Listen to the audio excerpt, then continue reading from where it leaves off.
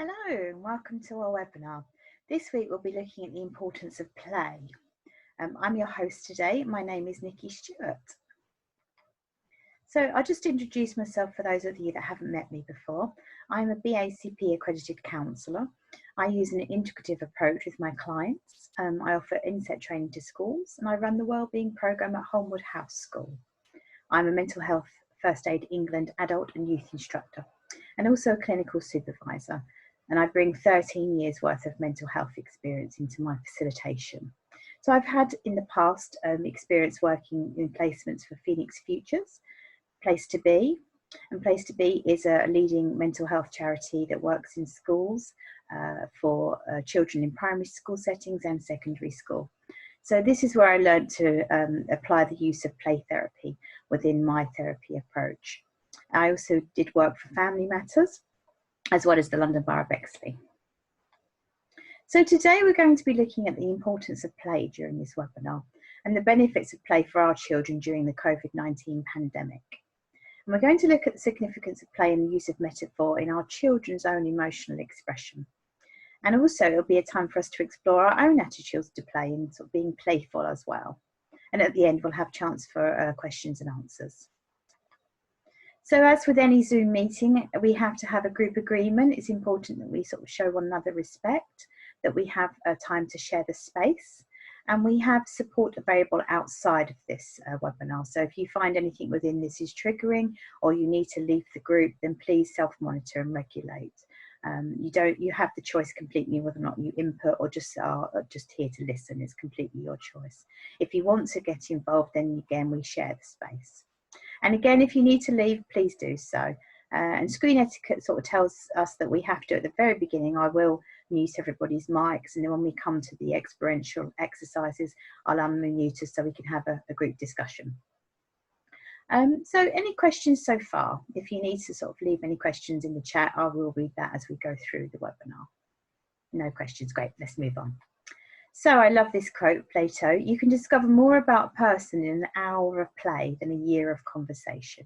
And really for me, in my therapeutic approach with children, this speaks volumes. I find the benefits of play are so powerful for children in reaching resolution for any sort of emotional conflicts they have. And if anyone's worked with me during my therapeutic approach and using that with children, you'll understand the power of metaphor. And it really works, and I understand play can be really important for child development. So this is a lovely graphic from Great Ormond Street Hospital. They have their own play department, and it's really simple. What they say is that play is really important for children. It helps them cope with anxiety, especially during the pandemic. So it's important that we give children the opportunities to play and to be playful, and us as families as well. So what is play? Let's have a look at the dictionary definition of this. So it enables us to engage in activity for enjoyment and recreation rather than a serious or practical purpose. So there are social stages to play, and those that have raised children can see that from 0 to 2, we know that they have what we call unoccupied play. So they make random movements, and that's the beginning of play. Then we have 2 to 2.5, that's a solitary play. They start to play on their own. They don't seem to notice other children, but they do have play nearby them. 2.5 to 3, there's onlooker play. They start to watch other children play, and the child is looking. They may ask questions, but they don't always have the effort to join in. And then from 3 to 4, we start to see parallel play developing, and children start to play side by side. They don't actually interact, but they do pay attention to each other. And this is what we see generally at nursery level. And then 4 to 6, we have associative play. And this is when children start asking questions of each other. They have similar goals, but there's no set rules. And it's when we sort of develop 6+ really that we become social play. And social play is where they begin to share ideas and they follow established rules and guidelines. So there are stages to play and how it interplays with their own development. So there's many types of play. Now, all of these types of play really inform how we offer play therapy within a therapy room.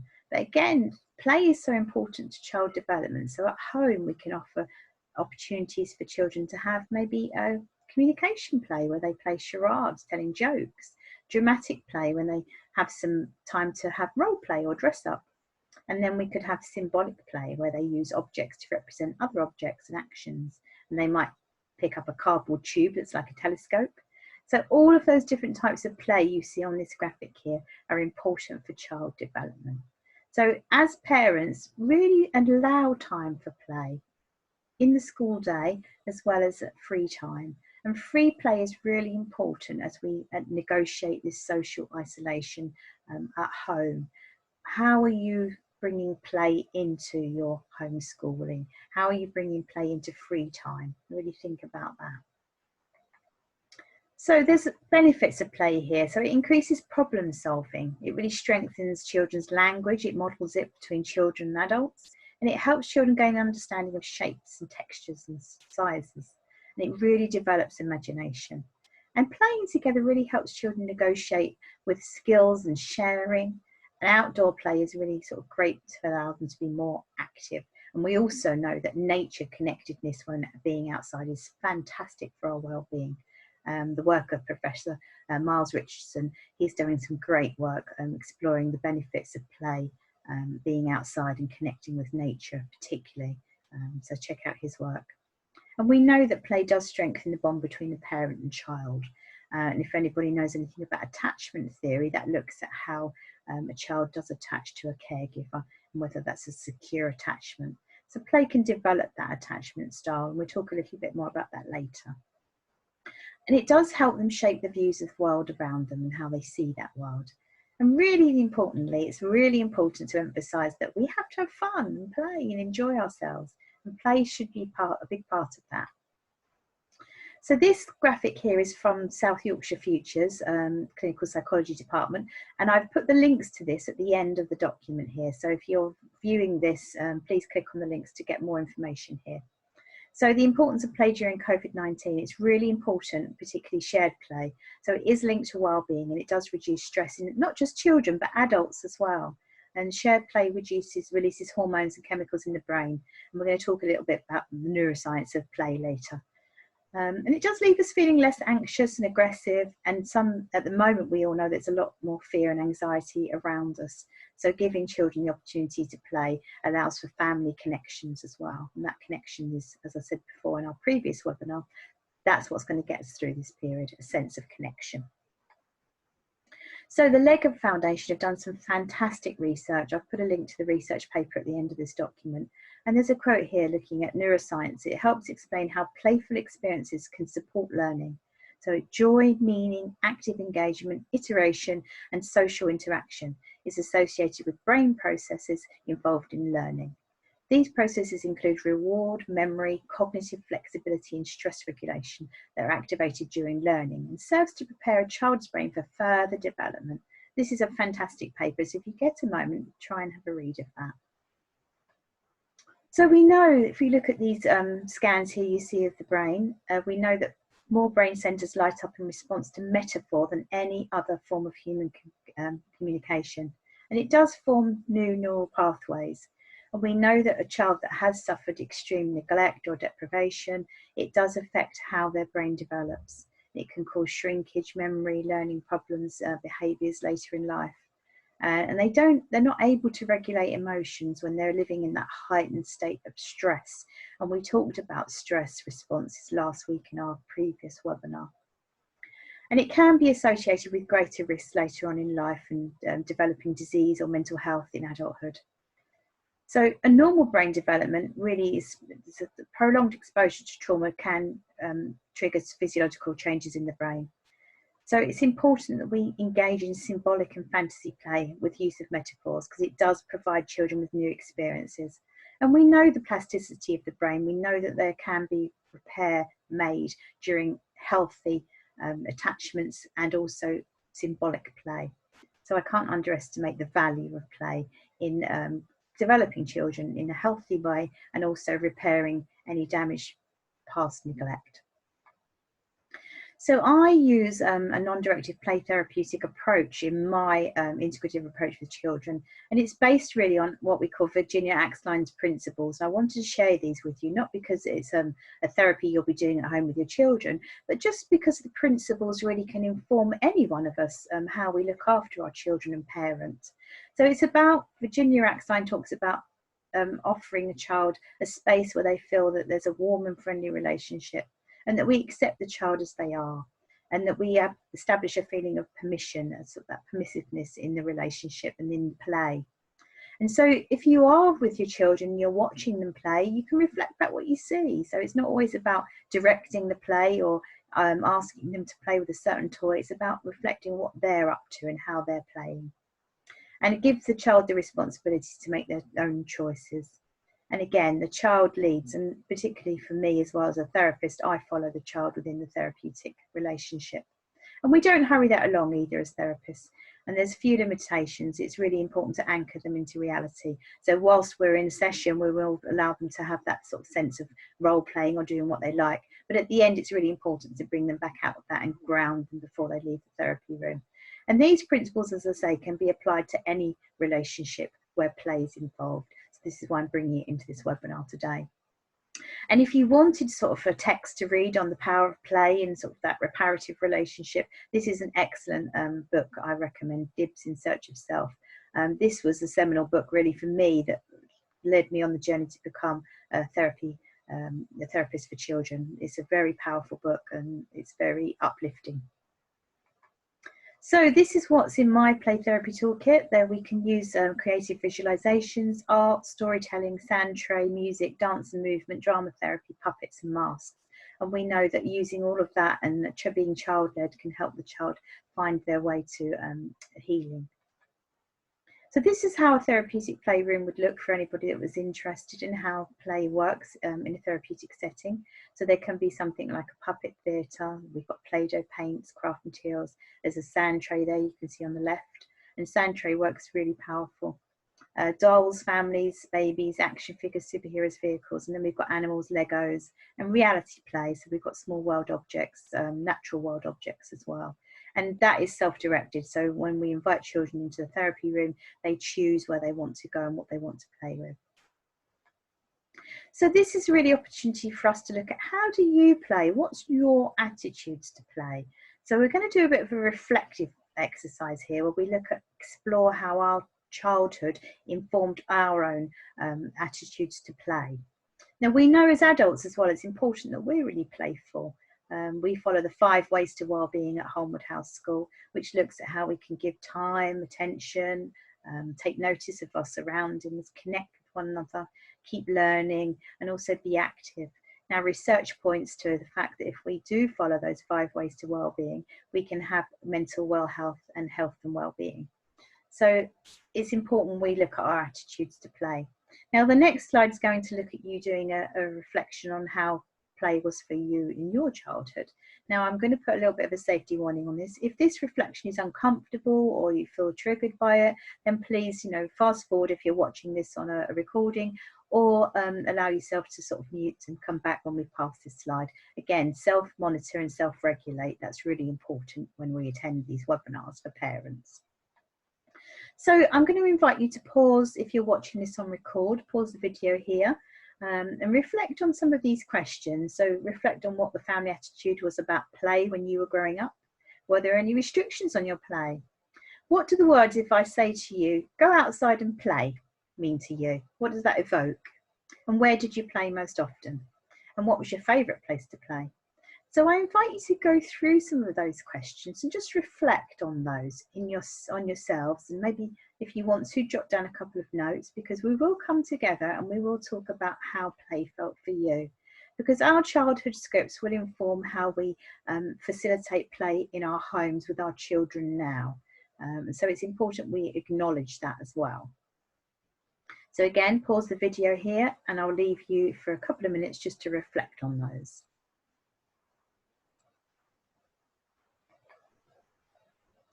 So moving on, there's a good graphic here. This is based on what we call transactional analysis. Now, if anyone knows of the TA method, it's a therapeutic approach.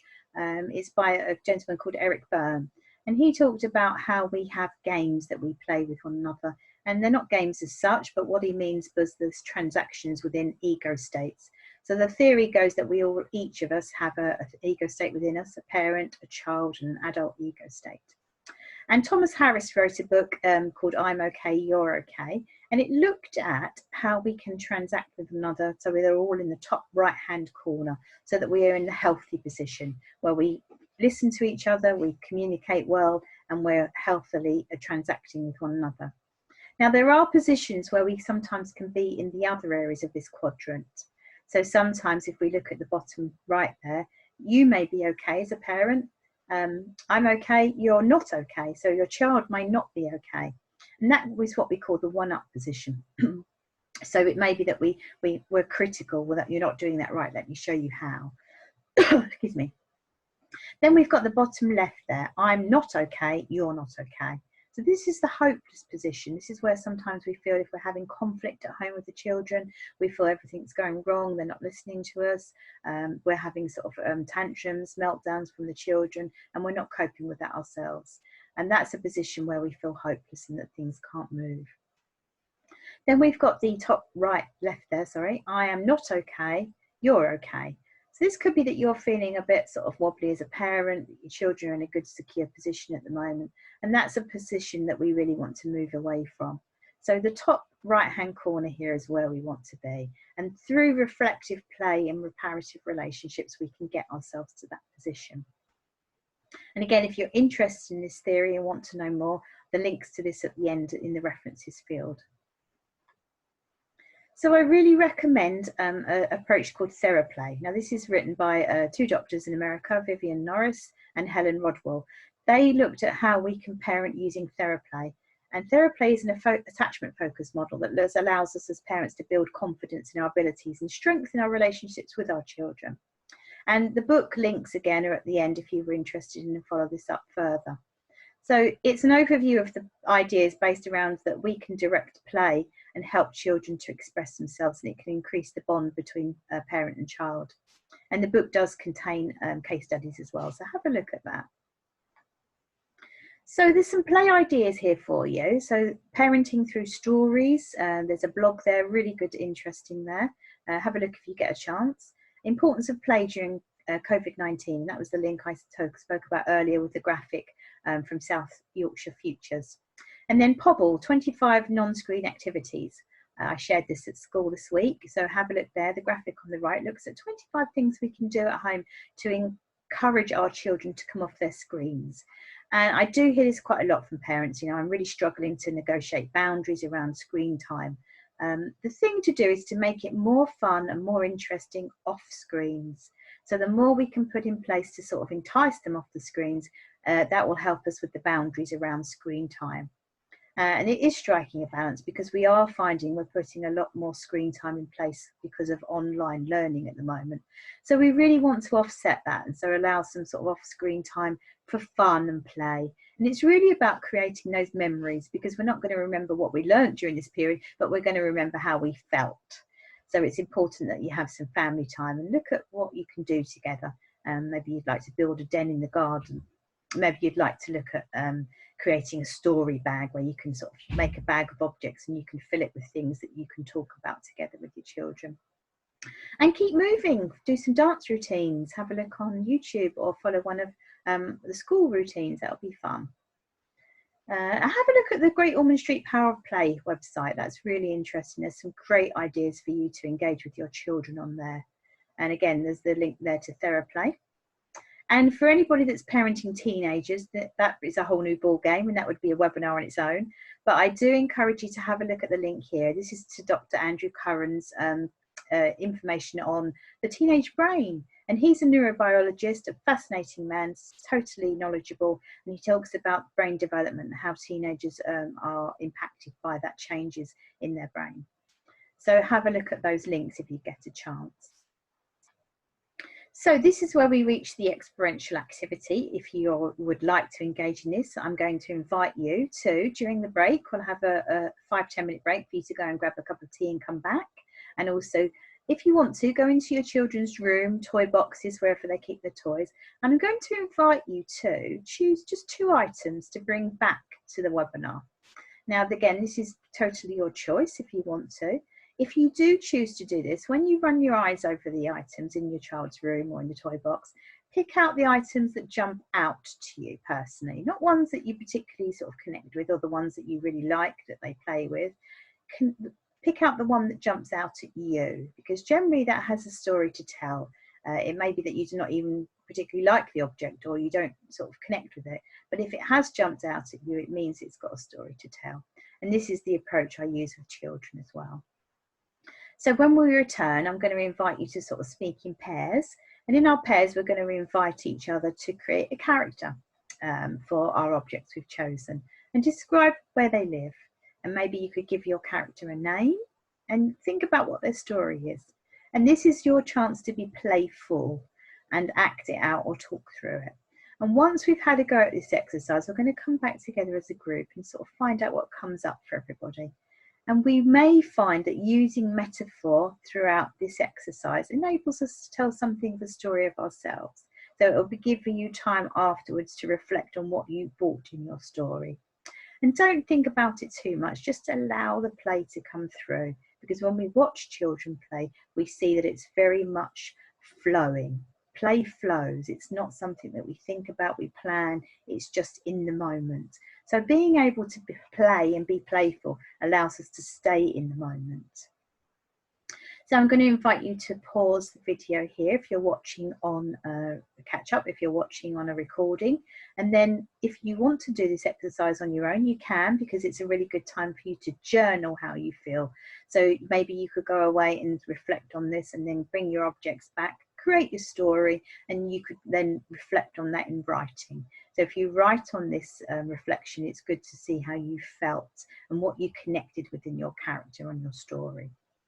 So if you want to pause the video here, we'll come back together afterwards. And for those watching live, let's have a break now and let's go and make a cup of tea and go and grab your 2 items from your children's toy boxes. And I'll see you in 2 minutes.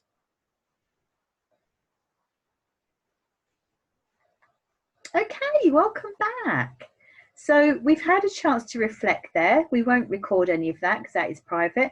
It's good that we've had those discussions with one another, and we've all reflected on how that felt, that exercise. And a lot of people there in the webinar have reflected that actually it brought up a lot of feelings that they're going through at the moment, and they recognise that being able to play that out through the metaphor of the characters enabled them to express how they were feeling, that may be finding words difficult to put that into.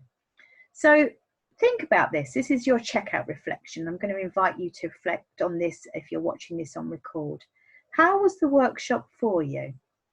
So what is your take-home message from this? And how do you feel as we come towards the end? And the really point of this whole webinar is really how you're going to incorporate more time for self-care and play for yourselves as parents, as well as for your children. And that is the take-home message from today's webinar. So thank you for listening, everyone. It's been my pleasure to be here and host this for you. There is support still available for anybody that wants to access wellbeing support at Holmwood House School. The website is calendly.com/school, CSCH_counsellor. So please go ahead and access any support you need. And I look forward to connecting with you again next week for our next weekly dose of our wellbeing webinars. And again, if anybody's got any subject matter they'd like to cover, I'm open to that. So please let me know and we can work on that together. And again, getting us through this pandemic period of lockdown means that we need to stay connected. So again, it's my pleasure to host this, and I really look forward to seeing you again next week. And take care.